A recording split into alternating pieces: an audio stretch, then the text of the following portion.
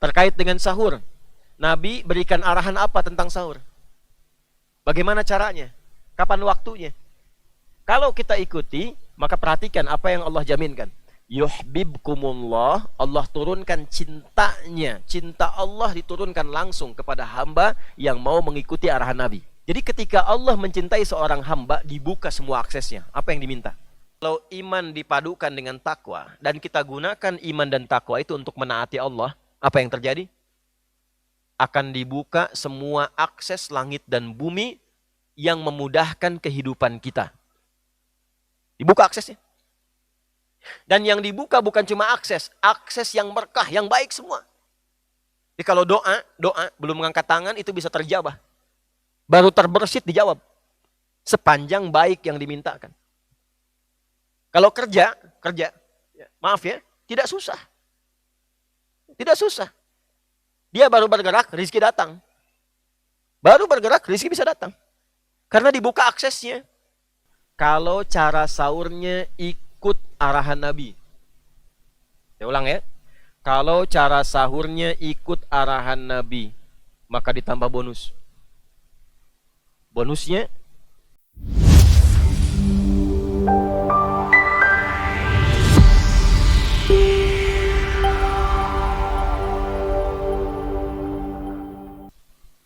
di antara amalan sunnah di bulan Ramadan, kita urutkan dulu pelan-pelan.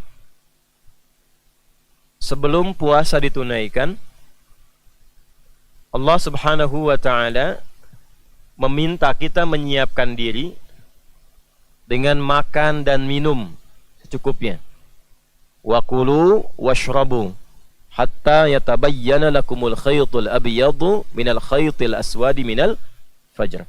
Silahkan makan dan minum sampai mendekat kepada fajar. Nabi memberikan penjelasan aktivitas makan dan minum itu disebut dengan sahur namanya. Apa namanya? Sahur. Tadi sahur tidak? Baik. Jadi yang pertama, sahur itu adalah di antara amalan sunnah di bulan Ramadan. Sunnah itu artinya begini. Kalau kita kerjakan, dapat pahala. Jelas? Satu. Kalau kita kerjakan, dapat apa? Nah, dikerjakan di luar Ramadan dengan dikerjakan di dalam Ramadan itu beda. Misal, kita ingin puasa Senin, tapi di luar Ramadan. Lalu sahur dulu. Ya. Mengerjakan amalan sunnah itu dapat pahala. Sekali dikerjakan 10 kebaikan. Man jaa'a bil hasanati falahu asyru amthaliha. Quran surah 6 ayat 160. Tapi kalau dikerjakan di Ramadan, itu dikalikan lipat lagi, ya, minimal setidaknya au kama aradahu subhanahu wa ta'ala, ya, itu setidaknya kali 10 kali lipat lagi. Jadi bisa dibayangkan tuh, ya. Biasa dapat pahala A, ketika masuk Ramadan sahur, itu pahalanya digandakan lebih daripada sebelumnya. Ya. Satu bagian ya. Awas, ini kapan lagi makan dapat pahala tuh? Ya, minum dapat pahala. Pahala itu nanti kelihatannya sebelum meninggal. Ya. Meninggal itu tandanya matanya terpejam. Tuh ya. Tidak sadar tuh. Ya. Dan nggak bangun lagi tuh. Ya. Coba cek teman di sampingnya kalau ada yang mata terpejam, tidak sadar, ya. Cek kalau nggak bangun lagi, nanti kita sholatkan sama-sama itu. Ya, ini masih sadar, ya. Jadi yang pertama kita sampaikan, pahala itu dimunculkan oleh Allah kepada kita saat sakaratul maut. Ditampakkan langsung surganya, hasil dari amalan kita. Ya, itu ada di Quran surah 89 ayat 27 sampai 30. Ya ayyatuhan nafsul mutmainnah, irji'i ila rabbiki radiyatan mardiyah, fadkhuli fi ibadi wadkhuli. Ibadah itu sifat ibadahnya. Yang rajin ibadah itu namanya abdun, jamaknya ibadun. Jelas ya? Ya. Engkau golongan hambaku yang rajin ibadah. Karena itu pulangmu baik, husnul khatimah. Ini aku tampakkan hasil ibadahmu, ini pahalamu, ini surganya. Wadkhuli jannati. Nanti yang rajin puasa ditampakkan pintu masuknya, ar-rayyan. Yang rajin tahajud dibuka, tampakkan pintu sholat tahajud, babu tahajud namanya. Ditampakkan saat akan wafatnya. Itulah yang menjadikan ahli ibadah yang benar itu ketika akan meninggal senyum dan sesuai ibadahnya. Ahli Quran mau meninggalnya tuh tilawah. Ya, pernah lihat ya, sekarang ditampakkan tuh banyak di YouTube tuh, mau meninggal bisa baca Quran dulu tuh. Ya. Ahli sholat meninggalnya dalam keadaan sujud. Ya. Ahli sedekah, ada yang sudah memberi tiba-tiba pulang meninggal. Gitu ya. Nah, jadi biasakan kebiasaan yang baik, dengan itulah kemudian kita diwafatkan. Ya, kembali kemudian ke waktu sahur. Diberikan pahala yang sangat luar biasa. Satu, keutamaan sahur. Allah berikan pahala dengan niat kita menunaikan itu dengan ketaatan kepada Allah dan Rasulnya. Satu. Dua, kalau cara sahurnya ikut arahan Nabi. Saya ulang ya. Kalau cara sahurnya ikut arahan Nabi, maka ditambah bonus. Bonusnya mendapatkan cinta Allah plus ampunan dari semua dosa yang pernah ia kerjakan. Itu ada di Quran, surah ketiga Ali Imran di ayat 31. Yuk sama-sama yang sudah hafal. Qul in kuntum tuhibbunallaha fattabi'uni yuhbib wa yaghfir lakum dunubakum. Perhatikan kalimatnya. Qul in kuntum tuhibbunallaha, Muhammad viralkan pada umatmu. Katakan, jika mereka, kalian semua itu serius mencintaiku, fattabi'uni, maka ikuti petunjuk-petunjuk Rasulullah. Terkait dengan sahur, Nabi berikan arahan apa tentang sahur? Bagaimana caranya? Kapan waktunya? Kalau kita ikuti, maka perhatikan apa yang Allah jaminkan. Yuhbibkumullah, Allah turunkan cintanya. Cinta Allah diturunkan langsung kepada hamba yang mau mengikuti arahan Nabi. Wa yaghfir lakum dzunubakum. Lalu setelah cinta Allah diturunkan, digugurkan semua dosa yang pernah dikerjakan selama hidupnya. Ini mahal ini. Oh, hati-hati ya, ini mahal. Jadi jangan dikira mengerjakan amalan sunnah itu, khususnya di bulan Ramadan, itu amalan biasa. Kalau serius, datang cinta Allah. Ini saya tanya ibu ya, Bu ya. Bapak juga masuklah di depan ini.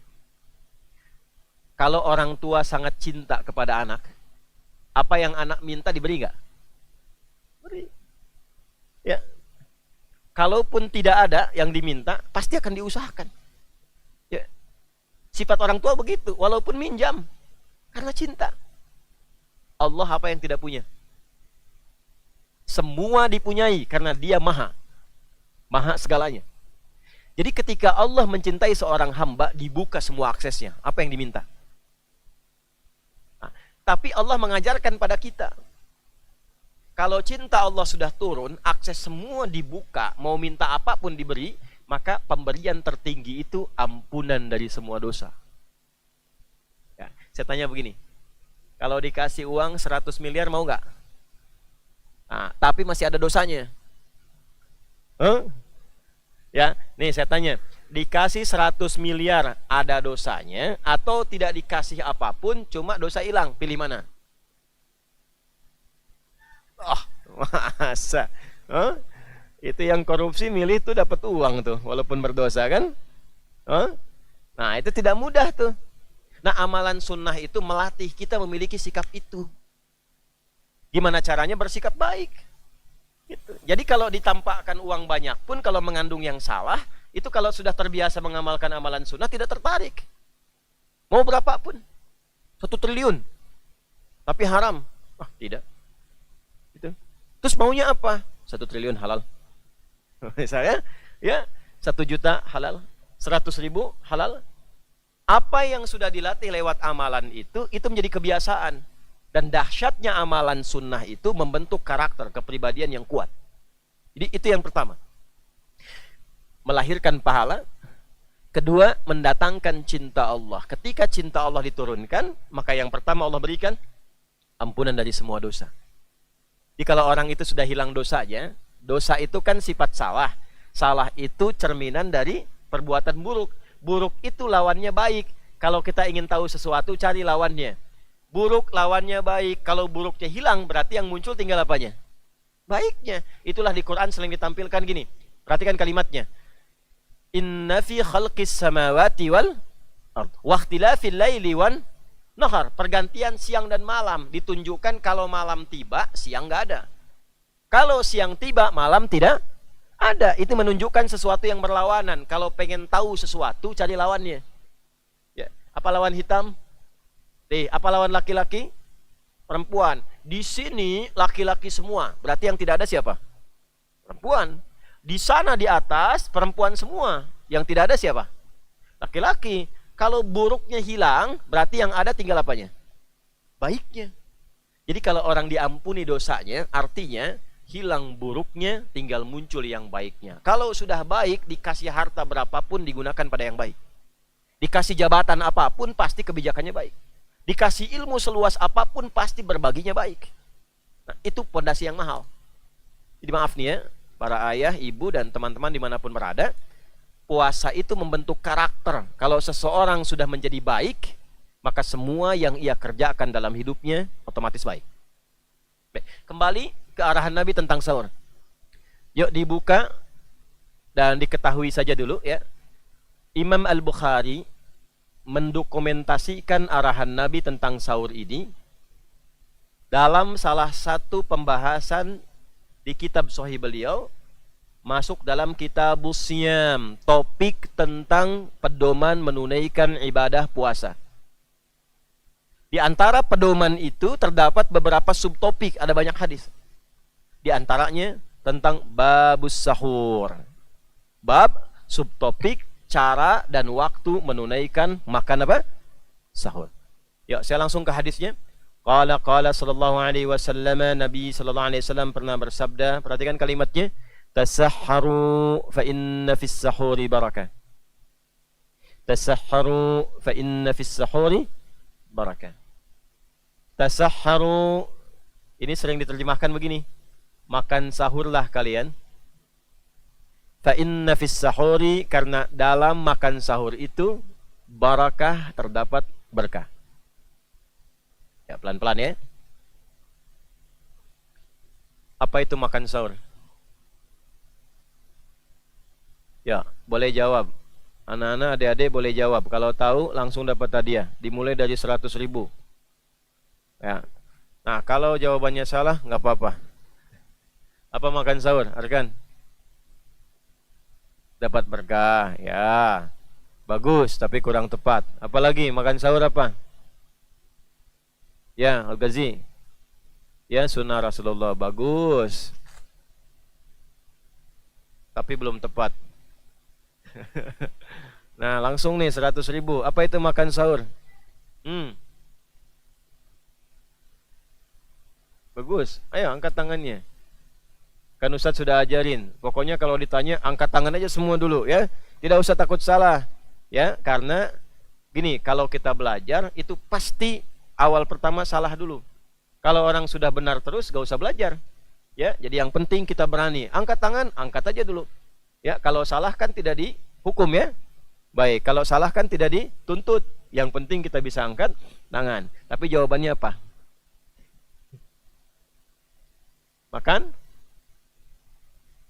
Makan pop nih.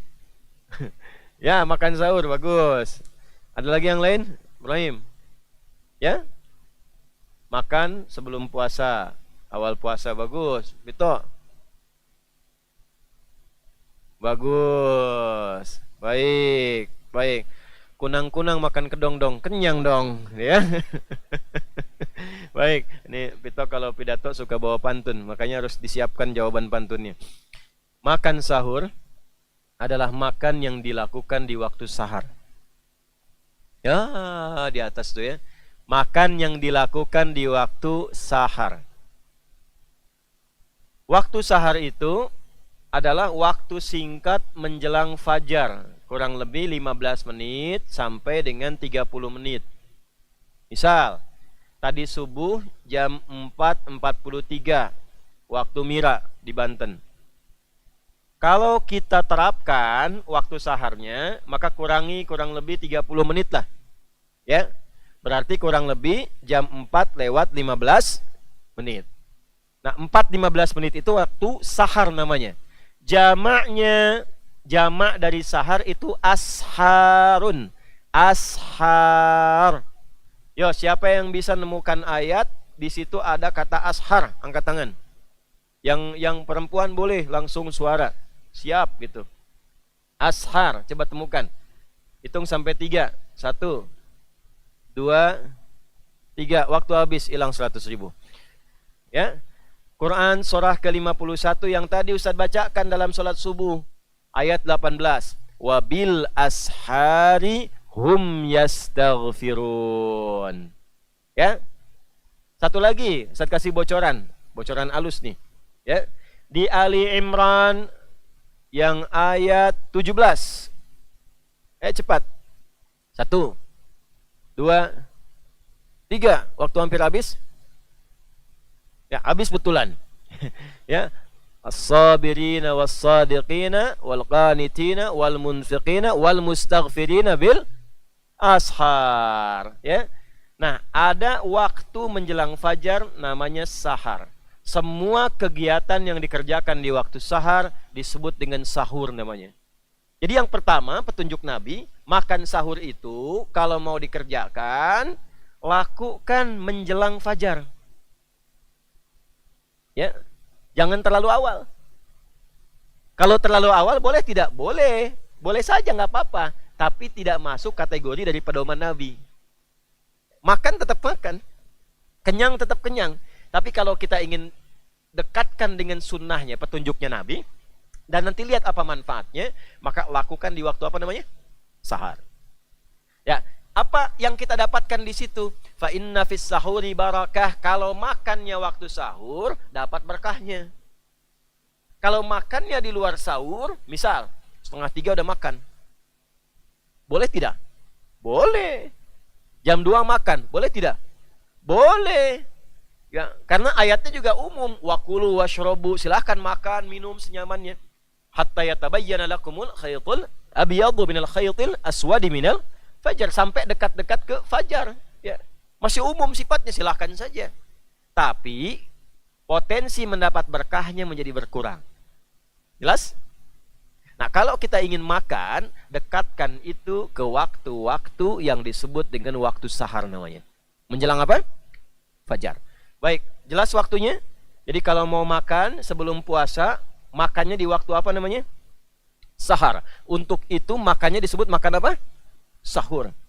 Baik, kalau orang makannya di waktu sahar dan dia kerjakan sahur, maka kata Nabi, fa inna fis sahuri barakah. Dalam sahur itu ada berkah yang Allah berikan. Dah, apa itu berkah?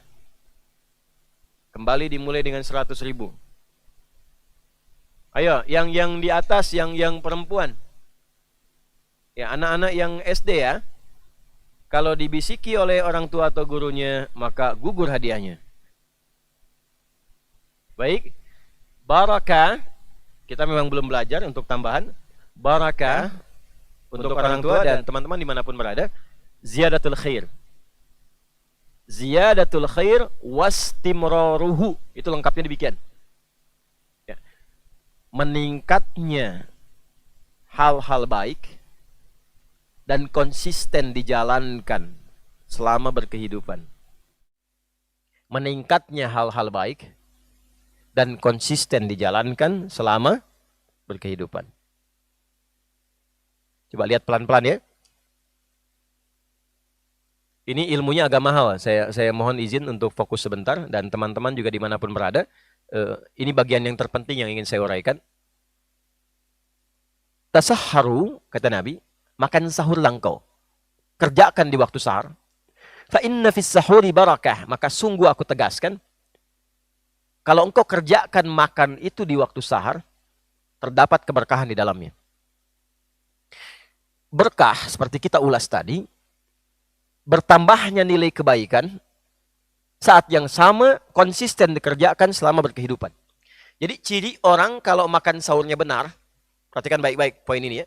Kalau makan sahurnya benar, maka konsumsi yang ia dapati dalam sahur itu, makanannya, minumannya, secara otomatis membuat keadaan dirinya tersupport menjadi lebih baik. 1, puasanya baik. Ya, puasanya baik. Apa ciri puasa baik? Satu, secara fisik. Apa cara fisik itu? Dia kuat menahan lapar, menahan haus, menahan godaan dari berbagai macam hasrat biologis dari fajar sampai dengan ke maghrib. Kenapa dikerjakannya dekat-dekat ke fajar? Karena kalau makannya kita dekati ke fajar, menahan lapar hausnya itu tidak terlampau lama. Yo, subuh 4.43. Maghribnya jam 6 misalnya. Ya, 6 lewat 7 di sini. Taruhlah kita ambil setengah 5 ke jam 7, ke jam 6. Berapa jam kita menahan lapar haus? Ya. Kurang lebih 12 jam ya. 12 jam ya. Kurang lebih. Baik ya. Sekarang coba. Kalau makannya jam 3. Setelah itu istirahat tuh. Apalagi tidur misalnya. Stamina menurun. Ya. Makan jam 3, lalu buka jam 6. Berapa lama tahan lapar hausnya? Nah, tambah lagi 2 jam. Maka kenapa rahasianya dekatkan ke dekat fajar di waktu sahar? Supaya kita mampu menahan diri lebih kuat dibandingkan dengan waktu-waktu selainnya. Jelas di sini? Nah, itu satu. Yang kedua, selain baik secara fisik itu berkah. Baik secara fisik. Yang kedua, baik juga secara rohani, spiritual. Karena energinya makin banyak, makin kuat, amalnya pun makin banyak. Ya, ciri-ciri makanan berkah itu gini, cirinya. Kalau kita makan walaupun sedikit, itu jadi energi dalam tubuh kita, diolah jadi tenaga, jadi energi. Energi itu melahirkan tenaga, tenaga itu dipakai apa? Ya, ada orang makan, hasil makannya jadi tenaga, tenaganya dipakai bohong. Tenaganya dipakai korupsi. Tenaganya dipakai mencuri. Itu tandanya makanan yang ia makan tidak berkah. Minuman yang ia minum tidak berkah. Ia makan jadi tenaga. Tenaganya digunakan mencela orang. Itu tandanya tidak berkah. Ya. Karena pengertian berkah sendiri itu adalah munculnya sifat-sifat baik di dalamnya. Jadi kalau pakaian ini berkah nih, ini pakaian berkah. Nggak akan digunakan maksiat. Pakai untuk tutup aurat. Bukan untuk buka aurat. Ya Bu ya, hati-hati tuh. Anak-anak misalnya dikasih pakaian. Pakaiannya membuka auratnya. Itu tandanya pakaian itu tidak berkah. Awas teman-teman dimanapun berada ya. Saya pengen ikut model. Bagus. Tapi model yang membuka aurat tidak bagus. Beli mahal-mahal. Sampai ke Paris, sampai ke London dan sebagainya. Sampai ke Italia modelnya berkembang. Bagus. Nggak apa-apa. Bagus modelnya. Tapi ketika pulang ternyata aurat terbuka. Alih-alih ditutup, dibuka. Itu tandanya walaupun mahal, tidak berkah dia. Jelas? Pakaian, kita gunakan sholat. Kita gunakan ibadah. Gunakan mencari nafkah dengan niat mencari yang halal. Gunakan tilawah, gunakan merawat anak, tutup aurat. Berkah pakaian itu. Sekarang coba cek. Makanan, minuman yang kita hadirkan dalam keseharian kita, kalau ingin melihat ada berkahnya tidak, tinggal dicek dari yang makan dan minumnya. Ya. Jadi kalau ada yang makan dan minum di anggota keluarganya dan berubah dia, ya, dari sifat-sifat kebaikan standar yang melekat kepadanya. Kalau anak belum hisab tuh nggak ya, taat diri dimulai sejak bangun tidur sudah baik. Itu pesannya. Di orang Islam itu dilatih lewat puasa, bangun tidur itu sudah punya sifat baik. Jangan sampai bangun tidur pikirannya tidak baik. Bangun tidur rencana kegiatannya tidak baik. Karena itulah pastikan kata Nabi, apa yang engkau konsumsi dalam makanmu itu bukan hanya menguatkan puasamu, tapi juga mengisi kekuatan puasamu dengan amal-amal kebaikan. Jadi kalau pengen lihat sahurnya berkah tidak, silahkan dicek selama puasa. Meningkat gak sholatnya?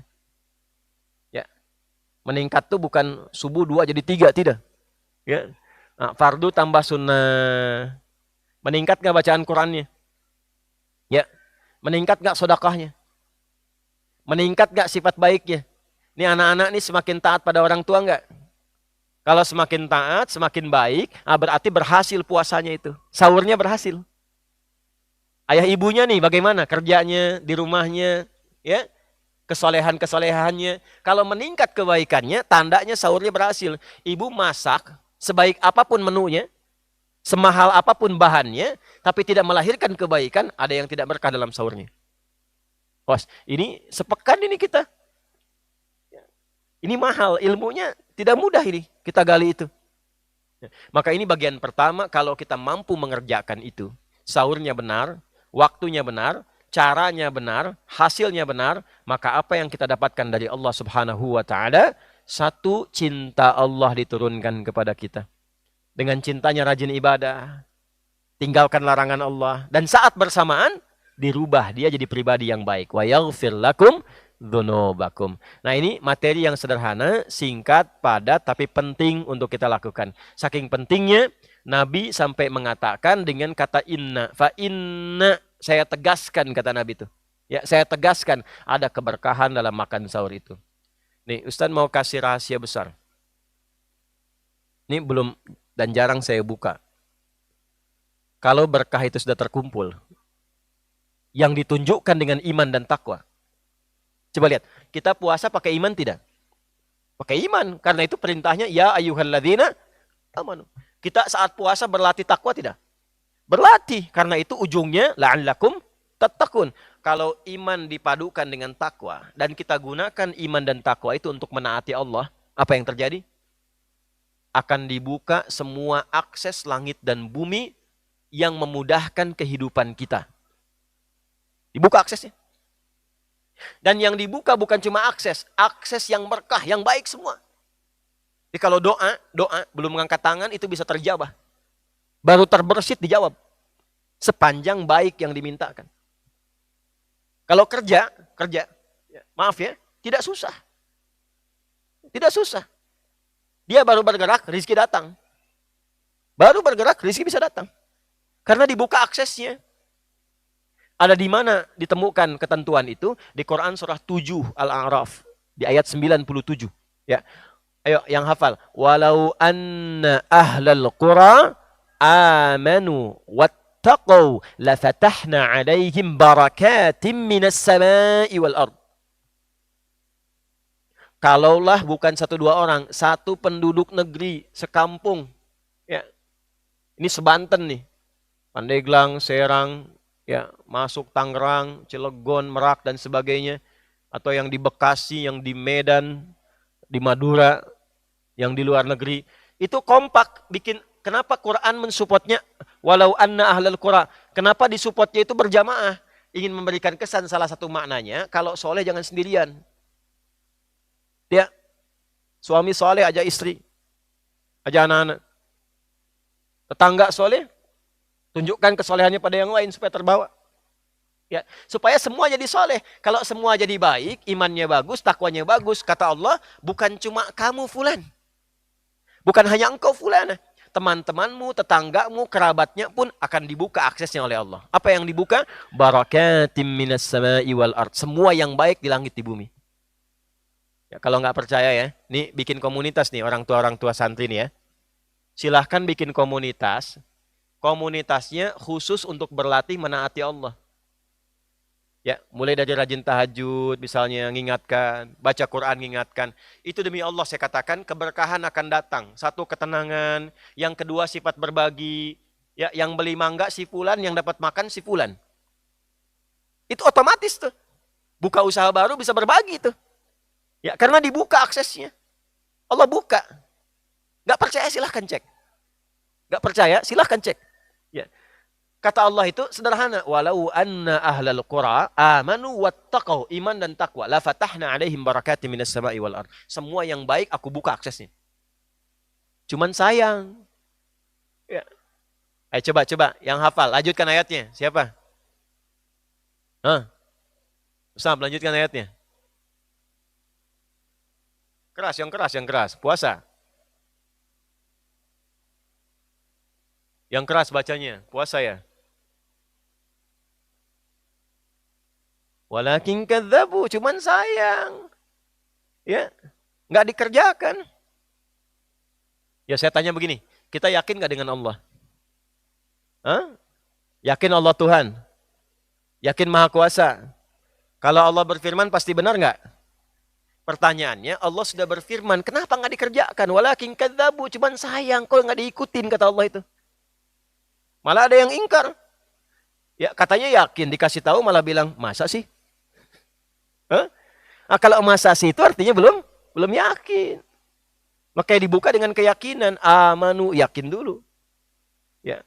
Walakin kadzabu, cuman sayang banyak yang ingkar, yang nggak percaya, nggak dikerjakan, nggak dilakukan. Dulu orang dengar ayat sami'na wa ata'na, karena itu berkah semua hidupnya.